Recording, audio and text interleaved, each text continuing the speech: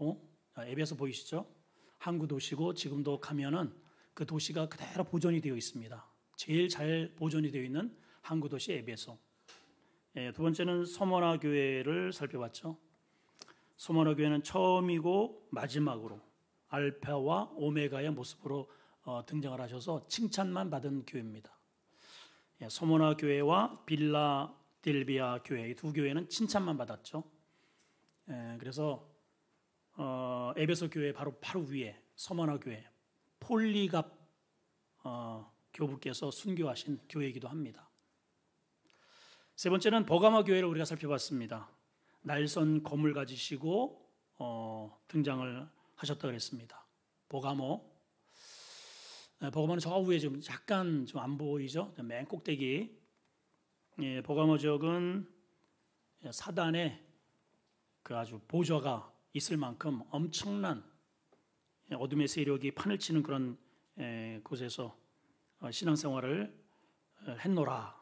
그렇게 이제 칭찬도 했지만은 또 니골라당의 교훈을 받아들인 것에 대해서 책망도 받은 교회이기도 합니다. 자, 오늘은 이제 두아디라 교회와 관련된 말씀입니다. 자, 보이시는 대로 두아디라 지역 보이시죠?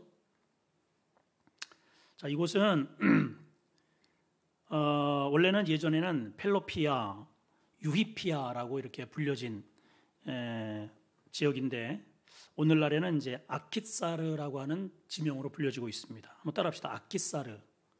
혹시 터키 지역을 이제 가시게 되면은 저 지역은 아키사르라고 지금은 불린다는 거죠.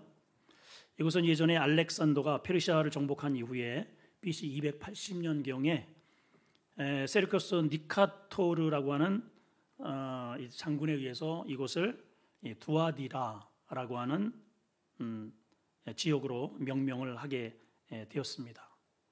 그리고 이제 그 이후에 BC 190년경에 로마에게 침공을 당해서 로마에게 복속이 된 그런 지역이기도 합니다. 이곳은 이제 계곡이 양쪽으로 지금은 이렇게 지도상으로는 잘 나타나지 않겠지만은 허마스 계곡과 또 카이코스 계곡 사이에 지정학적으로 무역이 아주 잘 발달된 그러한 지역적 이점을 가지고 있는 지역이 두아디라 지역입니다. 그러다 보니까 많은 소상공인들이 굉장히 많이 번성을 했던 지역입니다. 털실 제조업, 아마포 제조업, 염색, 또 피혁, 제혁, 또 옹기장이, 빵 제조. 이제 인구가 많고 또 공장들이 많이 오늘날 보면은 소상공인들이 많이 있다 보니까 일꾼들이 많이 필요하겠죠. 그래서 두아디라 지역에는 노예를 사고 파는 그러한 판매상들도 굉장히 흥행을 했다라는 보고서가 있습니다. 자, 그래서 이제 서로 이러한 길드라고 해가지고 조합이 결성이 되어서 경제적으로 굉장히 풍요하고 또 문화가 번성한 그러한 지역이 두아디라 지역입니다. 여러분들이 아마 이름 꽤나 들어보셨던 사도행전 16장에 나오는 자주장사 루디아 기억하시죠? 이분이 이 두아디라 지역에서 아마 빌립보 지역으로 넘어갔다라는 그러한 해석을 하기도 합니다. 오늘 주님은 이 지역에 주님께서는 이러한 모습으로 등장을 하십니다. 18절입니다. 시작. 두아디라 교회의 사자에게 편지하라. 자, 다시 한번 읽어보세요. 시작. 두아디라 교회의 사자에게 편지하라. 그 눈이 불꽃 같고 그 발이 빛난 주석과 같은 하나님의 아들 말씀하십니다. 하나님의 아들이니까 예수님이 이렇게 나타나셨어요. 언더라인 하세요. 두 군데. 하나는 눈이 불꽃, 언더라인. 저를 쳐다보지 마시고 여러분 성경에 표시를 하세요. 두 번째는 발이 빛난 주석. 따라합시다. 눈이 불꽃, 발이 빛난 주석. 같은 모습으로 등장을 하셨단 말이죠. 자, 왜 이렇게 등장을 하셨을까는 그 교회의 상황과 아주 굉장히 밀접하다라고 말씀을 드렸습니다. 자, 눈이 불꽃 같다. 이것은 예수 그리스도의 신적인 통찰력에 관련된 표현입니다. 다시 말하면 주님은 모든 사물과 인간의 깊은 속내를 꿰뚫어 보시는 통찰력을 가지신 불꽃 같은 눈을 가지신 분이다. 그러니까 그분 앞에는 속일 수 없다. 이러한 모습으로 두아디라 교회에 방문하셨고, 오늘 저를 통해서 여러분들에게도 불꽃 같은 눈을 가지고 오늘 말씀을 전하고 계십니다. 발이 빛난 주석 같다 이렇게 표현하고 있는데, 여기 주석이라고 하는 것은 칼콜리바노라는 단어를 썼는데요, 이거는 어느 한 쇠붙이의 한 종류가 아니고 합금, 금, 은, 또 구리 이렇게 합금이라고 해석을 합니다. 정확하게 이게 무엇을 가리키는지는 학자들도 잘 그렇게 단정을 짓지는 못하지만은 분명한 것은 이 금속이 전부 단련된 것이다. 연단되고 화덕에 달구어 내어서 빛나게 보석처럼 빛나는 합금이다라는 점에서는 공통점을 가집니다. 자, 그래서 계시록 12장 5절과 19장 15절에는 그리스도께서 철창을 가지고 원수를 다스리시고 그 재련된 합금과 같은 발을로 그 원수들을 밟을 것이다 라는 표현들이 등장을 합니다. 자, 여러분, 이러한 모습으로 불꽃 같은 눈으로 이 발이 빛난 연단된 주석 같은 모습으로 두아디라 교회에 오늘 나타나신 거예요. 우리 교회에 오셨습니다. 무슨 의미일까요? 주님께서 불꽃 같은 눈으로 우리의 신앙을 꿰뚫어 보시겠다는 의미고요. 또 이 빛나는 이렇게 단련된 주석 같은 빛나는 발자취로 오셨다는 것은 우리의 발걸음을 보시겠다는 거예요. 이 두 가지입니다. 자, 우선 주님이 칭찬을 하십니다. 어떤 칭찬을 하셨는지를 한번 보십시다. 19절입니다. 시작. 내가 네 사업과 사랑과 믿음과 섬김과 인내를 아노니 내 나중 행위가 처음 것보다 많도다. 두아디라 교회에 대해서 두 가지를 칭찬하셨죠. 하나는 믿음에 따르는 섬김. 이 두아디라 교회는 정말 잘 섬기는 교회였다는 거예요. 여러분, 하나님 앞에서 잘 섬기는 분들 하나님이 칭찬하실 거예요. 오늘도 위로하시고 여러분들의 그 섬김을 인정해 주십니다. 여러분, 지금까지 교회를 잘 섬겨오시고 가정에서 누군가를 대접을 받는 것보다 섬기고 있는 이 두아디라 성도들, 그러한 우리 아름다운 교회 성도들 오늘 칭찬하셔요. 예. 자, 그런데 오늘 여기 말씀을 보면은 그 순서를 보면은 내 사업이라고 했습니다. 에르가라고 하는 표현인데 이 같은 단어가 저 뒤에 나오는 행위와 같은 단어거든요. 근데 2절에도 내 행위, 에르가 같은 단어입니다. 여기에서는 그 행위가 어떤 의미를 갖냐면은 믿음의 행위예요. 믿음의 행위. 근데 이미 그 에르가라는 단어 속에서 다음 절에 이어지는 사랑과 믿음, 이 피스토스라고 하는 단어가 함께 포함이 되어 있어요. 자, 그래서 여기 사업과 뒤에 나오는 행위는 좀 의미가 다르다고 볼 수 있겠죠. 그러니까 이 사업은 사랑, 그 다음에 나오는 사랑과 믿음과 섬김과 인내, 다시 말하면 영적으로 두아디라 교회 성도들이 영적으로 하나님께 섬기는 그러한 영적인 신앙생활의 사업을 이렇게 총칭한다고 이해를 하시면 되겠습니다. 자, 그런데 가만히 보면은 이게 서로 연결이 되어 있어요. 일단 두아디라 성도들이 잘 섬겨요. 봉사를 잘한다 이 말이에요. 근데 거기에다가 봉사만 잘하는 게 아니고 뭘 잘하느냐? 인내도 잘하고 있어요. 여러분, 가만히 잘 보세요. 그냥 예배만 이렇게 땀빡땀빡 드리고 가면은 교회에서 부딪힐 일이 없습니다. 뭐 속상할 일도 없어요. 욕먹을 일도 없어요. 누가 말을 듣느냐 하면은 섬기는 자들이 말을 듣게 돼 있어요. 왜 안내하면서 왜 쑥덕거리냐? 예? 왜 밥을 왜 이렇게 했느냐? 왜 요번에 어쩌다 보면은 밥이 모자라가지고 떨어질 때도 우리도 이전에 보면은 가끔씩 있었잖아요. 오늘 도대체가 식당 구역이 목장이 어디요? 아니 그것도 그분을 못해? 욕 먹으면 어때요? 안 좋죠. 시험 듭니다. 그럴 때 그렇게 열심히 하는데 누군가가 이렇게 막 책망을 하고 군소리를 하고 막 이런 소리를 듣게 되면은 어떻습니까, 여러분? 더 열심히 합니까? 그만 두어버립니까? 대답들을 안 하시네요. 대답들은 우리 성도들은 더 열심히 하는 것 같아요. 우리 성도들은. 근데 이쪽은 저쪽은 그만두는 사람들이 많더라고요. 아이, 괜히 내가 욕먹을 일이 뭐가 있어. 내가 이꼴 저꼴 보기 싫어서 내가 안 해. 근데 이 두아디라 성도들은 섬김도 잘하지만 인내도 끝내줘요.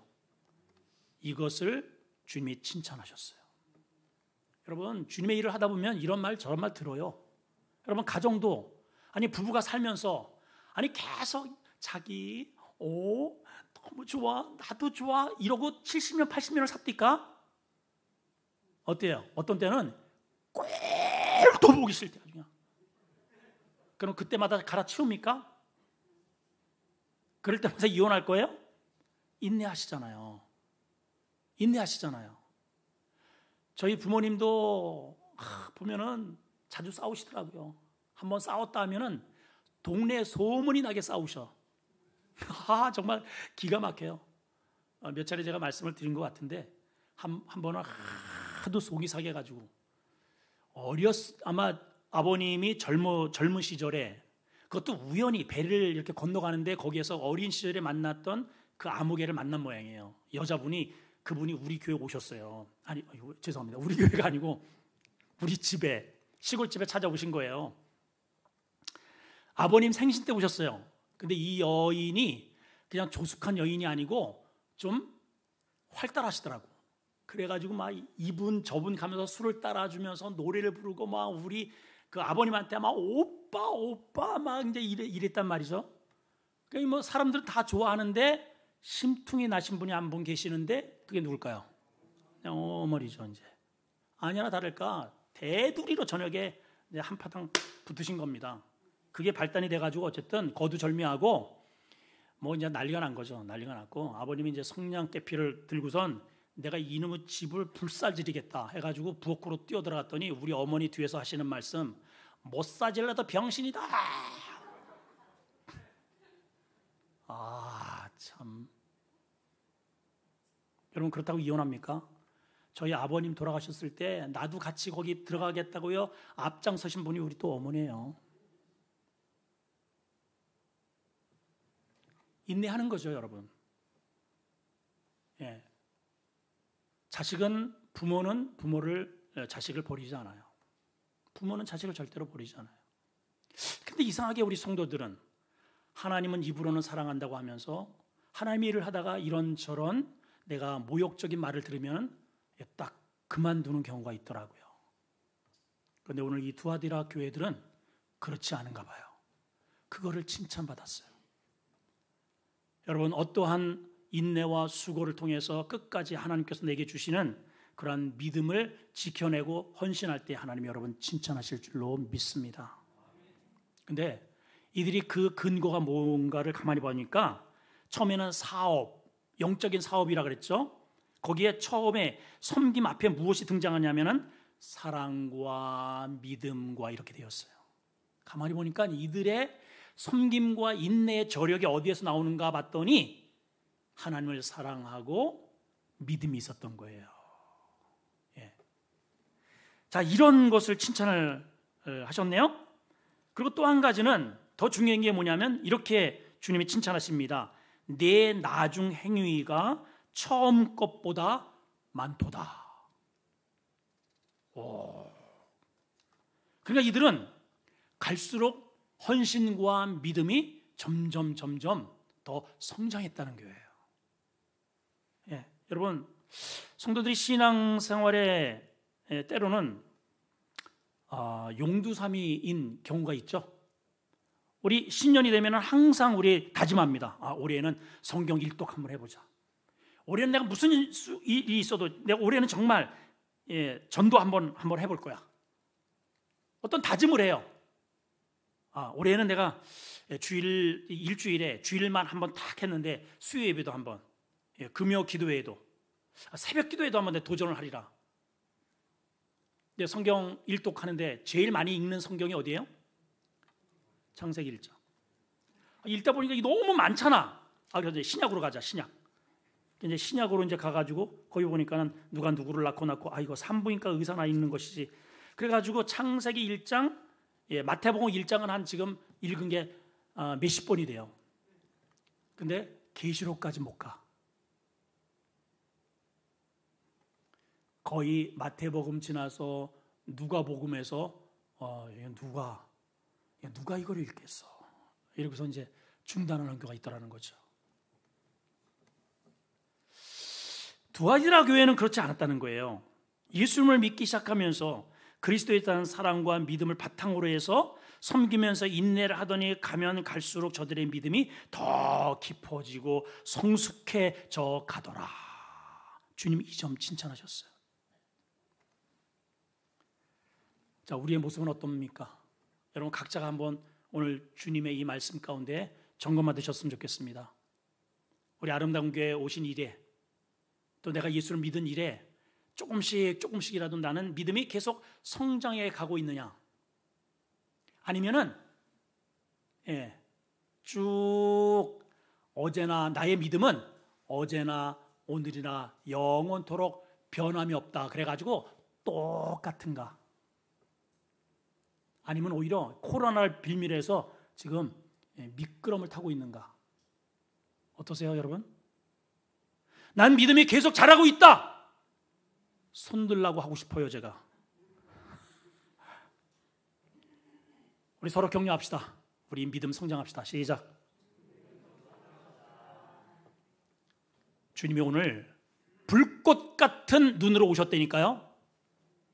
여러분들이 신앙생활을 그냥 거칠애로 왔다 갔다 하시는지 제대로 신앙생활 하시는지 불꽃 같은 눈으로 여러분들을 지금 보고 계시다 그 말이에요. 그럴 때에 너희의 나중 행위가 처음보다 많도다, 이런 칭찬받는 성도가 되셨으면 좋겠습니다. 바로 이어서는 주님이 두아디라 교회의 성도들에게 책망을 하십니다. 20절을 보십시다. 시작. 그러나 내게 책망할 일이 있노라. 자칭 선지자라는 여자 이세벨을 내가 용납함이니 그가 내 종들을 가르쳐 꾀어 행음하게 하고 우상의 제물을 먹게 했다. 책망하셨습니다. 우리가 이세벨 너무나도 잘 알죠. 이세벨, 시돈 왕의 딸입니다. 왕의 딸이고 북이스라엘 제7대 왕이었던 아합 왕의 황후였죠. 왕비였습니다. 아무래도 공주니까, 그리고 또 미모가 출중하고 또 이세벨의 왕후가 된 다음에 행하는 그런 행보를 보게 되면은 굉장히 아주 성격이 괄괄하면서도 화통하고 뭐 그랬던 것 같아요. 거기에 반해서 결혼을 했는지 모르지만 어쨌든 아합이 그 이방 여인 시돈의 왕의 딸을 아내로 맞아들입니다. 근데 그 여자만 이렇게 딸랑 이렇게 왕비만 시집을 온 게 아니고 그동안에 그 나라에서 섬기는 모든 우상들을 함께 끌고 와버렸어요. 여러분 기억하셔야 됩니다. 나의 하나밖에 없는 이 자식들, 내 믿음의 후손들, 내가 꼭 물려줘야 할 것은 재산보다 신앙인데 그 자식을 망가뜨리는 가장 주범이 뭐냐? 불신 여자, 불신 남자를 맞아들이는 거예요. 여러분 그냥 아무 생각 없이 기도 안 하고 믿지 않는 그러한 며느리를 딱 드리는 순간 며느리만 오는 게 아니고 며느리가 가지고 있는 그동안에 섬겼던 그 우상이 함께 딸려오는 겁니다. 어떻게 될까요, 여러분? 이세벨이 이 북이스라엘의 왕후가 된 이후에 온통 자기가 섬기는 우상을 바알을 끌어들여서 하나님의 유일신을 그대로 무너뜨려 버립니다. 이게 지금 여러분 가정에서 일어나고 있는 가정도 있을 거예요. 뿐만 아니라 이스라엘의 숱한 예언자들을 무참히 살해해버렸습니다. 남북을 통틀어서 역사 속에 제일로 이제 선지자 중에 선지자가 누구냐면 엘리야 선지자입니다. 그 엘리야와 맞짱을 뜨고 그를 죽이겠다고 으름장을 놓은 여인이 오늘 본문에 등장하는 이 이세벨이에요. 물론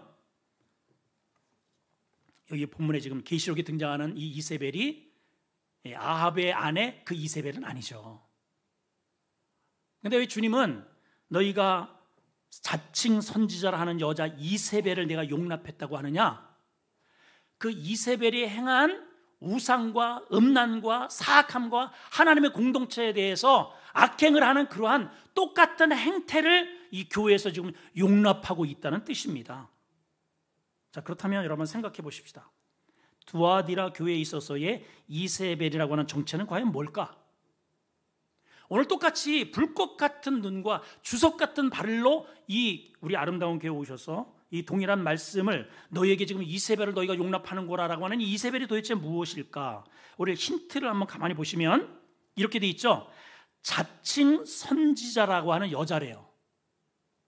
그러니까 하나님과 전혀 무관한 엉뚱한 얘기를 하는 게 아니고 하나님의 말씀과 예배와 이러한 믿음과 영적인 것들을 끌어들여서 살짝 합리화시키고 있는 그러한 거예요. 그러나 정확하게 우리의 믿음의 말씀에 서 있지 않으면 속아 넘어가는 거예요. 지금 두아디라 성도들이 거기에 꾀임에 빠졌다는 거예요. 또 한 가지는 그 꾀임 때문에 내 종들을 가르쳐서 꾀었다는 거예요. 꾀어서 행음하게 하고 우상의 제물을 먹게 했다. 자, 왜 이렇게 되었을까를 가만히 한번 생각을 해보시면 당시 두아디라에는 많은 길드 조합이 있다 그랬죠. 오늘날 보면은 소상공 중소기업들이 굉장히 그 두아디라 지역에 많이 있었다는 거예요. 염색공장, 빵, 의복, 유업, 구리, 구두, 수많은 이러한 상공업이 발달이 되어서 길드라고 하는 그 조직으로 이렇게 조합이 만들어져 있었단 말이에요. 문제는 각 조합마다 수호신들이 있었어요. 그리고 우리 기업이 저 기업을 능가해야 되기 때문에 그것을 능가하려면 신의 도움을 받아야 된다. 그래가지고 조합 가입된 그런 모든 회원들에게 반강제적으로 그 자신들이 섬기는 신에게 복종하고 제례를 지내도록 했단 말이죠. 당시의 제의는 부도덕한 잔치의 형태를 띠고 있었습니다. 당연히 예수를 믿는 믿음의 사람들에게서는 그런 우상을 직장생활을 하려고 하니까 우상을 섬겨야 하고 또 우상만 섬겨 아니라 그 이후에 끝난 다음에는 가무를 즐겨요. 가무. 술을 마시고 같이 이렇게 춤도 추고 그리고 최종적으로 그것이 끝난 다음에는 행음을 하는 거예요. 이게 일반적이에요. 일반적. 여러분 이 상황을 이해하시겠어요? 그러니까 두아디라 교회 성도들의 입장에서는 신앙을 고수하자니 저 길드 조직에서 왕따를 당하게 생겼고 그렇다고 직장을 다니자니 믿음과 충돌을 하고 이러지도 저러지도 못하는 이런 어정쩡한 모습에 고민이 생겼다 이 말이죠. 저들이 내린 결론이 뭐냐? 양다리입니다. 양다리. 그렇다고 해서 믿음을 포기할 수도 없고 그렇다고 해서 직장을 포기할 수도 없잖아요. 이게 누구의 모습이에요? 우리의 모습이에요. 우리의 모습이에요. 그래서 이들은 교회에 오면 열심히 보상심리로 하나님 앞에 봉사합니다. 열심히 봉사해요. 그런데 직장 가면 눈을 징끌 감고 적당히 우상을 섬기고 또 모른 척하며 그러한 죄악 가운데에 자기를 내어모는 거예요. 양다리 신앙인이 되기로 한 것입니다. 교회 입장에서 봅시다. 여기 두아디라 교회의 목사님조차도 나오면 열심히 섬기니까 박수 쳐주는 거예요.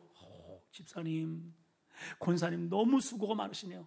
저들 돈 잘 벌잖아요. 지금 돈 잘 벌죠, 그죠? 전부 다 공장지대니까 가가지고 열심히 봉사 열심히 하잖아요. 성경헌금 많이 내고 구제헌금 많이 내고 봉사 열심히 하고 이렇게 좋은 교인이 어디 있어요 세상에. 모두가 다 칭찬합니다. 교회적으로는 아무런 문제가 없습니다. 근데 주님은 오늘 어떻다고요? 불꽃 같은 눈으로 이들을 바라보시는 거예요. 사람은 속여요. 목회자도 박수를 쳐줄 수 있어요. 근데 하나님은 속일 수 없다는 것이 오늘 본문이 주는 교훈이에요.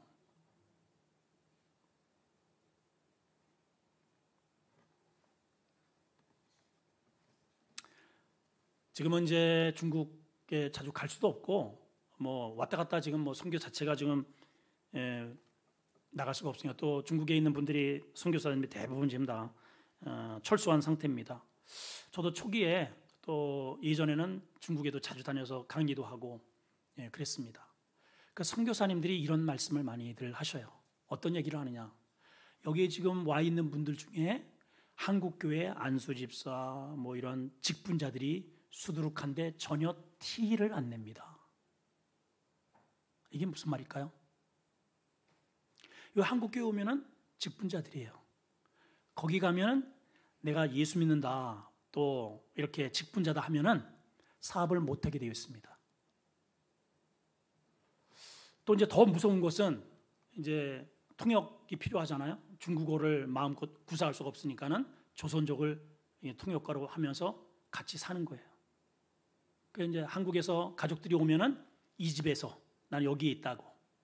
그 평소에는 이 집에서 이 여인과 산다는 거예요. 다음 목회자들이 선교사님들 이런 것들을 지적을 하죠. 그럴 수 있습니까? 안 됩니다.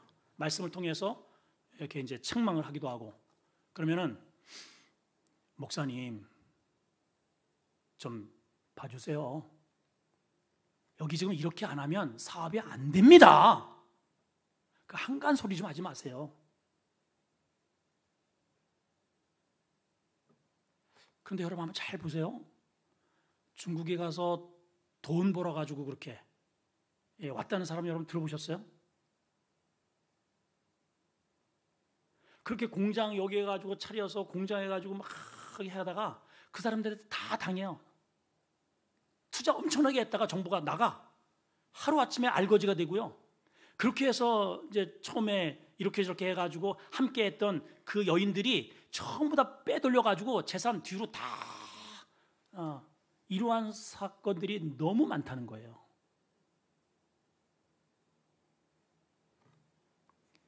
오늘날 우리 성도들이 두아디라 교인들이 겪는 갈등을 그대로 지금 갈등 속에 신앙생활을 해갑니다.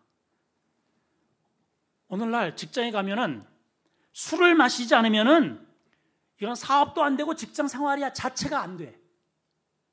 아니 남자는 좀 그렇다 치더라도 아니 세상에 그 젊은 여자아이들이 어째 그렇게 술을 잘 마셔? 아 놀랬어요. 기본이 소주 2병이요. 그냥 이건 소주 2병은 그냥 기본. 아, 별로 놀래지도 않네요. 놀래지도 않아.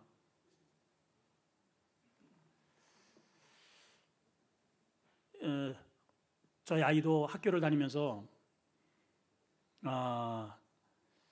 참 고대가 고대인 것 같아요. 예, 유수한 그런 학교의 교수가 이게 학교 끝나면은 아이들을 데려놓고 밤이 새도록 그냥 술이 떡이 되도록 먹이는 거예요. 이제 엄마도 그렇고 저도 그렇고 너는 절대로 안 돼. 본인도 이제 마찬가지죠. 근데 거기에 그 중에는 목회자 자녀도 있다는 거예요. 직분자 자녀도 있다는 거예요. 당장 자기에게 학점이 이 교수에게 달려 있으니까는 받아 마시는 거예요. 현실이니까 이거는. 당장 직장 가면 이거는 내 일터고 당장 내가 먹고 사는 문제 있기 때문에 어쩔 수 없이 적당히 타협을 하는 거죠. 이게 현실 아니겠어요? 현실. 학점은 받아야 되니까 졸업을 해야 되니까. 우리 아이가 이놈이 안 받아 마시니까 이 교수가 열딱지가 나는 모양입니다. 너 절대로 너는 내가 지금 10여 년을 내가 교수라면서 너 같은 놈은 내가 처음 본다. 너 학점 받을 줄 알아? 너는 끝났어. 너 졸업할 생각도 하지 마. 계속 겁박을 주고 오면은 우는 거야 이놈이. 엄마. 안 돼 그래도. 넌 절대로 너는. 그러면 학교를 다니지 말란 말이냐? 이런 반문을 하잖아요. 목사님 그러면 직장 가지 말란 말입니까? 여러분 왜 직장을 가지 말아요? 왜 학교를 가지 말아요? 그 직장 속에서 핍박 속에서 그들에게 굴복당하지 않고 빛을 드러내고 소금의 역할을 감당하라는 거죠, 여러분. 주님 말씀이었어요. 그러면 길드 거기에 회사에서 나오라는 얘기입니까? 아닙니다. 그 속에서, 핍박 속에서, 우상 속에서 다른 사람 다 음란하고 죄악으로 가지만 그 속에서 너의 존재가치, 믿음의 자녀의 모습을 보이라는 거죠. 네. 나중에 이제 이렇게 술자리에 이렇게 같이 이렇게 학생들하고 이렇게 같이 가면은 이런데요, 교수가. 교수님, 내가 말한 그놈이 저놈이에요. 우리 이제 지혜한테 그러는 거예요. 여러분, 그 말이 무슨 말이겠어요? 교수의 술잔을 거부하는 진짜 백이라는 뜻입니다. 그리고 어딜 가면은 저놈은 주지 말라고 인정을 하고요. 뭐 한두 명이겠어요, 제자들이? 그렇게 다 했는데 자기가 연구해서 발표해가지고 얼마 정도 이렇게 받은 모양이에요. 그거를 우리 아이한테 토스를 해주더라고요. 그 믿음을 인정했다는 거 아닙니까? 여러분, 세상 가운데서 우리가 적당히 이게 나에게 당장 내 생활이 유리하고 진급을 하고 승진을 하고 먹고 사는 문제에 도움이 된다라고 생각하지만 결국은 이것은 망하는 길이라는 거예요. 오늘 주님이 그걸 우리에게 보여주십니다. 주님께서 이런 태도로 살아가는 우리에게 오늘 불꽃 같은 눈과 단련된, 연단된 주석 같은 발로 나타나셔서 너의 믿음을 보라는 거죠. 자, 오늘 주님이 이러한 교회에 대해서 그냥 있을 리가 없겠죠? 오늘 심판의 말씀을 전하십니다. 자, 22절, 23절 또박또박 읽어보겠습니다. 시작. 볼지어다 내가 그를 침상에 던질 터이요 또 그와 더불어 가늠하는 자들도 만일 그의 행위를 회개하지 아니하면 큰 환난 가운데 던지고 또 내가 사망으로 그의 자녀를 죽이리니 모든 교회 나는 사람의 뜻과 마음을 살피는 자인 줄 알지니라. 내가 너희 각 사람의 행위대로 갚아주리라. 자, 형광펜 가지시고 세 가지 단어에다가 표시를 하시겠습니다. 침상 22절에 23절에 살피는 자, 그리고 그 뒤에 행위대로 갚아주리라. 주님의 심판의 말씀이에요. 침상이 의미하는 게 뭘까요? 내가 침상에 던지리라. 신혼여행 가면은 남자가 여인을 딱 앉아가지고 침상에다가 휙 던지죠. 그건 로맨스입니다. 여러분, 하나님께서 우리에게 침상에 이렇게 딱 던졌는데 너 힘들지? 그동안에 열심히 봉사했잖아. 푹 자라고 침상에 던졌을까요? 그런 것 같지는 않아요. 예? 그럴 것 같지는 않고, 여기 침상이라는 단어를 조사를 해보면 신약 성경에 9차례가 나왔습니다. 근데 그 9차례 모두가 다 병자가 누워있는 침대로 나와 있어요. 여러분 잘 보세요. 우리가 세상의 직장에서 쉽게 그들이 주는 여러 가지 문화와 이런저런 것들을 넙죽넙죽 그렇게 절을 하고 우상 숭배하고 그렇게 간음하고 쉽게 동화하고 그런단 말이죠. 왜냐하면 불이익을 당하지 않기 위해서, 이 육신의 안위를 보장받기 위해서. 그런데 하나님은 뭐라고 말씀하십니까? 지금 그렇게 네가 애지중지한 그 육체를 내가 침대에 던지겠다. 그 침대는 뭡니까? 병상입니다. 병상. 여러분, 우리 한번 생각하셔야 돼요. 하나님께서 이 코로나라고 하는 이 괴물단지 앞에 우리 한국교회를 지금 침대에다가 휙 집어 던져버리셨잖아요. 왜 그런지를 오늘 본문이 말해주고 있지 않습니까? 왜 그렇다고요? 아직 답을 모르시겠어요? 왜 그렇다고요? 양다리. 양다리예요, 양다리.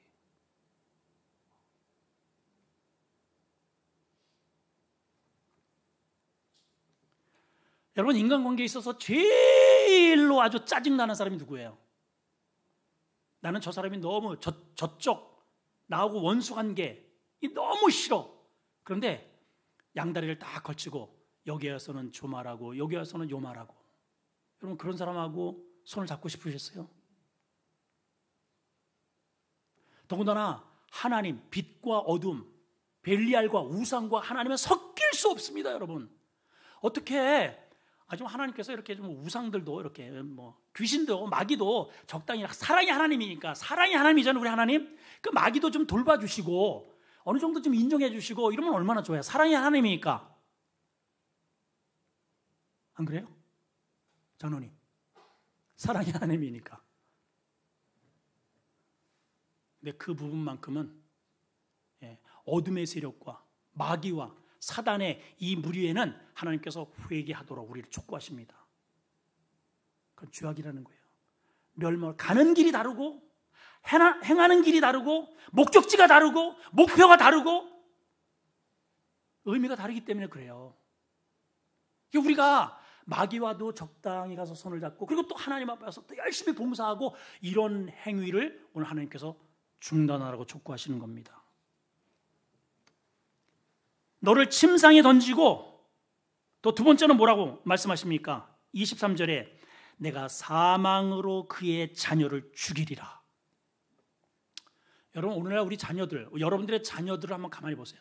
여기 사망으로 그들을 죽이라. 우선 이것이 우리의 육체의 생명과도 관련이 물론 있겠죠. 그런데 영적으로 한번 생각해 보시자고요. 부모 세대가 적당하게 이것도 즐기고 저것도 즐기고 섞어서 교회도 다니지만은 직분도 받았는데 또 직장에 가면은 주거니 받거니 뭐 노름도 하고 이렇게 하면 그 자녀가 그걸 보겠죠? 아, 믿음은 저렇게 하는 거로구나.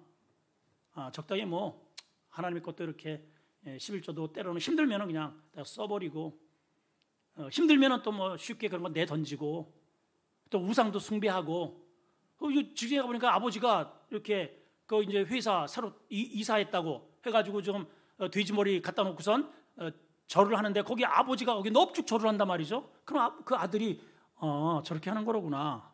결국은 그 자녀가 사망으로 던져지는 겁니다. 이해가 되시죠? 내가 사망으로 그의 자녀를 죽이리니 그 다음 말씀에 이렇게 기록이 되어 있습니다. 모든 교회가 나는 사람의 뜻과 마음을 살피시는 불꽃 같은 하나님 이라는 것을 알아야 된다는 거예요. 사람은 속일 수 있습니다. 그런데 이러한 불꽃 같은 눈으로 우리의 믿음을 통찰하고 꿰뚫어 보시는 하나님의 눈은 피해갈 수 없다. 오늘 결론이 뭡니까? 내가 너희 각 사람의 행위대로 갚아주리라. 심고 뿌리는 원리와 같은 의미겠죠. 내가 고구마를 많이 심었으면 고구마 많이 거둘 겁니다. 감자를 많이 심었으면 감자를 거둘 겁니다. 악을 많이 심었으면 악을 거두겠죠. 욕을 많이 심었으면 욕을 먹겠죠. 뿌린 대로 거두게 해주겠다는 거예요. 우리가 신앙생활을 눈물로 씨를 뿌리는 거예요. 눈물로 힘들지만 어렵지만 욕을 먹지만 그럼에도 불구하고 꿋꿋하게 지조 있게 믿음 생활을 하는 사람은 그 보상을 하나님께서 반드시 거두게 하신다는 거예요. 근데 쉽게 이럴 때 그냥 비가 오니까 오늘은 안 되겠네. 오늘은 날씨가 굳어서 오늘은 너무 땡볕이 이럴 때는 어떻게 가서 김을 매. 오늘은 좀 피곤하네. 이래서 안 뿌리고 저래서 안 뿌리고 이래서 못하고 저래서 못하면 가을에 가을 거지 할 게 없느니라. 계시록입니다, 여러분. 계시록.